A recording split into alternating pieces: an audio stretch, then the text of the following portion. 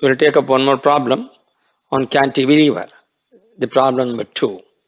It reads as a cantilever beam carries a UDL and point loads as shown in the figure. Find the reactions at the fixed end and draw the SFD and BMD. So this is the problem here. You have an UDL and also the point load.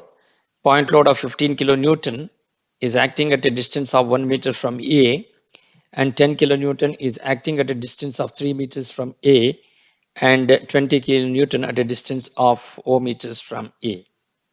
And also an UDL of 12 kilonewton per meter of a span of 2 meters, which is at a distance of 1 meter from the point A. So A, we have A, B, C, and D. So what we need to find out the reactions at the fixed end. The reactions at the fixed end are, there are 3 reactions. One is the vertical reaction, and the other one is the horizontal reaction, and the third one is the reactive moment. So first we will going to find out the reactions at the fixed end. So when we see here, we don't have any horizontal load acting on the beam. Since the horizontal load is not there, sigma h will be equal to 0. Therefore, RAH will be equal to 0 as there is no horizontal load on the beam. So therefore, RAH will be equal to 0. Now we will going to consider the vertical reaction at the point E. So sum of all the forces acting on the vertical direction should be equal to 0. By sign convention, if the load is acting upwards, then it considered to be positive. So considering from the figure, we have the vertical reaction at the point A, which is RA, V. And then all other loads is acting downwards from the top. So RAV is acting upwards, so positive. Then the remaining load which is acting downward from the top becomes negative. So that means RAV minus 15 plus again minus, since it is the uniformly distributed load of 12 kilonewton per meter. So we have the 12 kilonewton per meter for a span of 2 meters. So if it is 1 meter, then it becomes 12 kilonewton into 1. Since it is UDL, uniformly distributed load, since it is for 2 meters, it will be 12 into 2. So that means minus 12 into 2. Then we have minus 10, and then we have minus 20. So that will be equal to 0. Now taking the numerical to the right hand side, RAV will be equal to 69 kilonewton. Since it is positive, it is acting upwards. So which is been shown here, which is RAV equals 69 kilonewton. Then we need to find out the reactive moment. The reactive moment here in the counterclockwise direction, because all the loads are acting which is downwards tend to rotate the beam in the clockwise direction. So reactive moment sigma m will be equal to 0. Sum of the clockwise moment should be equal to the sum of the anti-clockwise moment. So by sign convention, clockwise is positive and counterclockwise is negative. Since the reactive moment is the counterclockwise direction, it will be minus MA. That is the taking a moment about the point A. It is minus MA plus, because since the clockwise moment is positive, so force into the distance. So that is plus 15 into 1, then plus again 12 into 2, then 12 into 2 by 2 plus 1. So always uniformly distributed load will act at the midspan. So 12 into 2 is the Newton, that is the load, because 12 kilonewton per meter. So since it is for per meter, so if you multiply by 2, so it becomes 12 kilonewton. So that means 12 into 2, it becomes 24 into, always the UDL act at the midspan. So that distance is 2 by 2. That means it will be here. 2 by 2 it becomes 1. So 2 by 2, which is with respect to C, but we want to take the moments about the point A. So 2 by 2 plus 1 will going to be the value. So therefore, it will be 12 into 2 into 2 by 2 plus 1. So again, plus 10 into the distance is with respect to A, which is 3 meters. So 10 into 3 plus 20 into 4 will be equal to 0. Taking the MA to the right hand side, on simplification, MA will be equal to 173 kilonewton meter, which is in the counterclockwise direction. So this is how you will be able to find the reactions at the fixed end. Now once you get that, now we will going to write the shear force diagram and the bending moment diagram.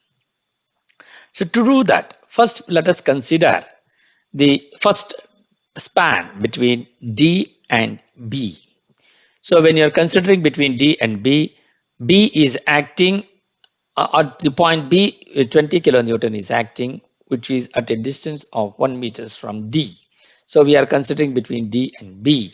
So here, just when you are considering the shear force at the point B, which will be equal to plus 20 kilonewton, which is acting downwards, because towards the section taking toward the right side acting up downwards is positive.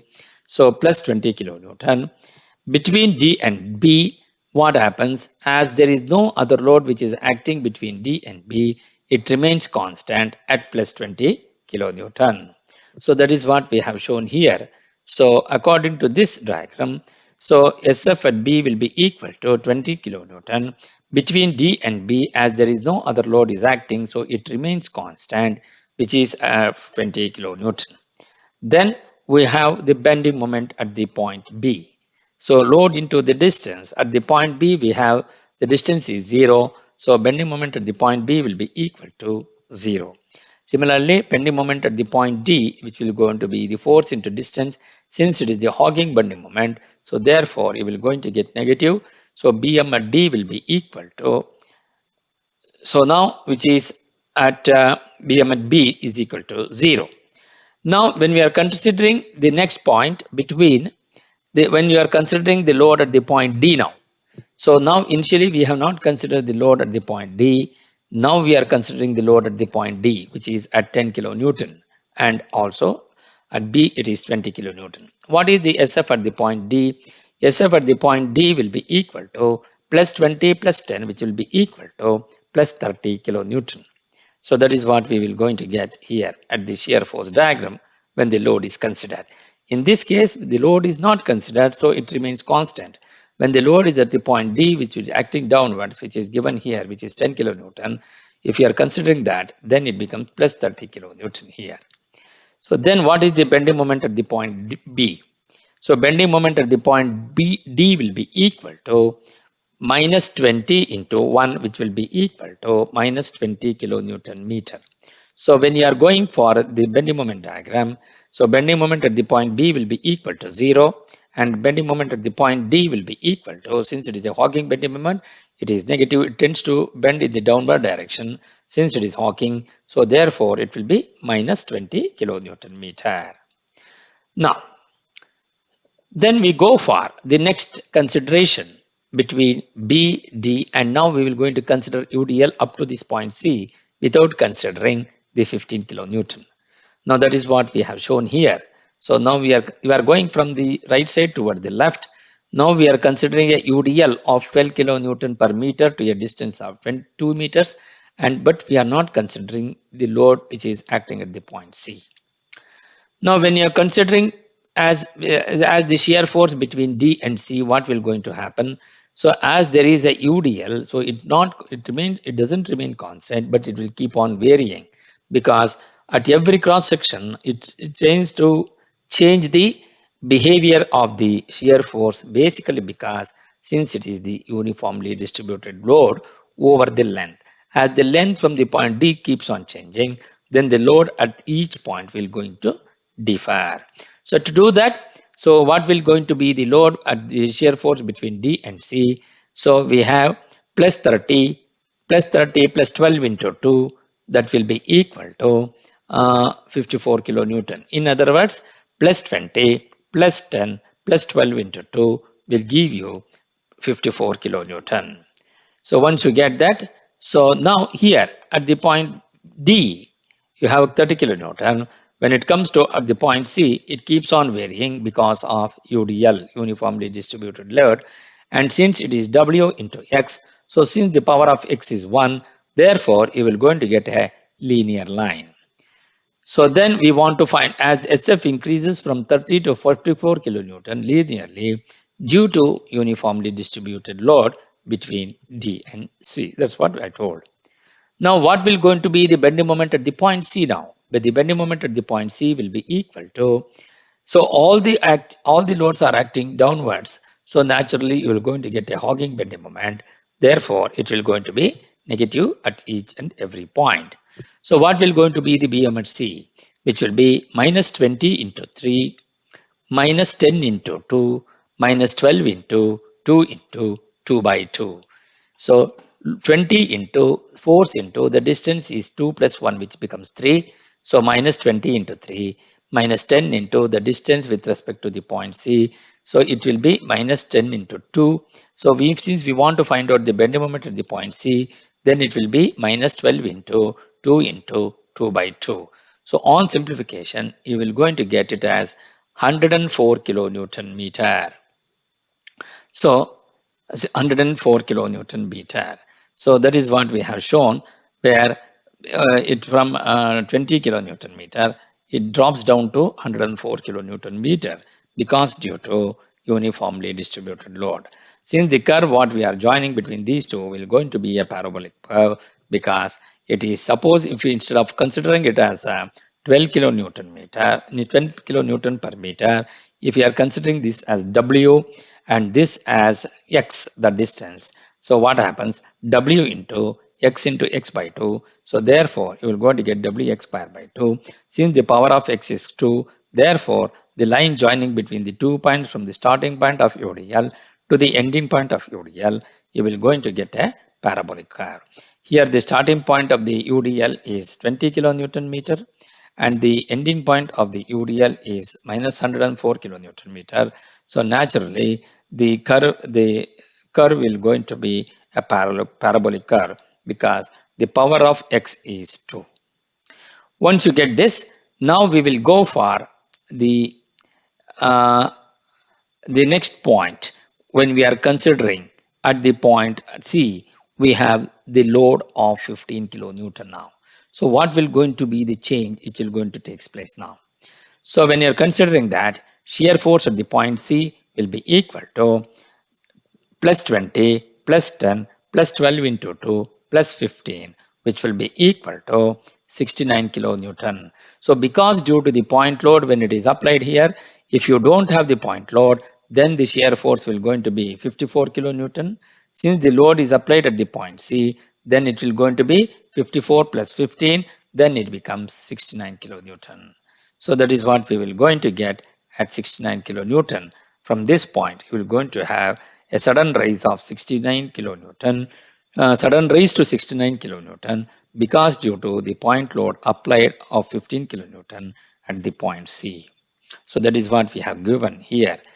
The rise suddenly from 54 to 69 due to the point load at C. Once you get that, now we need to find out what will going to be the bending moment at the point C. The bending moment at the point C, which we are already calculated at minus 104 kilonewton meter. So that means it will going to, bending moment drops from minus 20 to minus 104 kilonewton meter.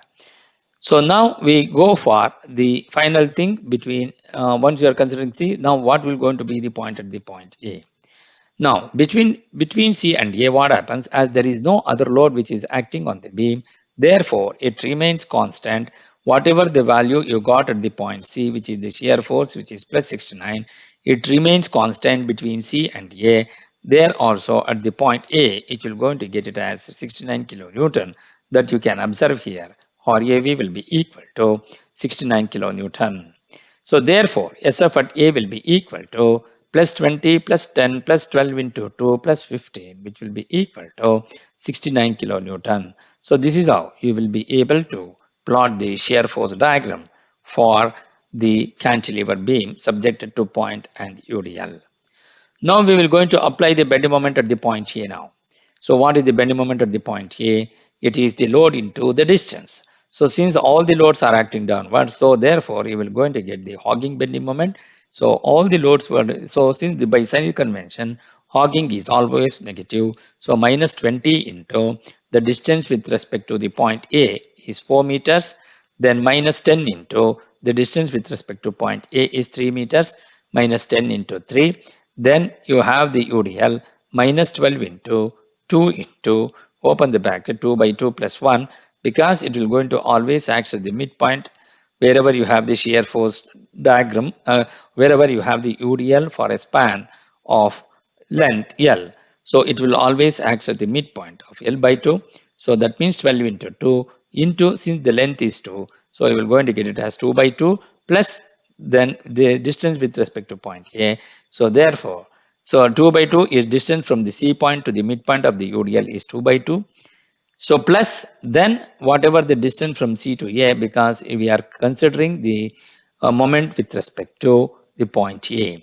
So minus 15 into 1, on simplification, the bending moment at the point A will be equal to minus 173 kilonewton meter. So now we can see here at the point, bending moment at the point B is 0. Bending moment at the point D is 20 kilonewton meter. Since it is W into X, so naturally we're going to get a linear line.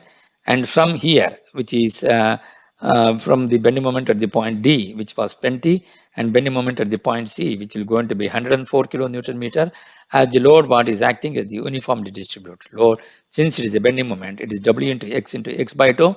So since the power of X is 2, therefore you will going to get a parabolic curve. The line joining between the 2 points by means of a parabolic curve. So here we got up to bending moment. So then we have then from here to here again it will going to be W into X. Therefore you will going to get a linear line. So this is going to be the final solution for both bending moment diagram and the shear force diagram for the set of loads which is acting on the cantilever beam, which has got the point load and also the uniformly distributed load. Thank you.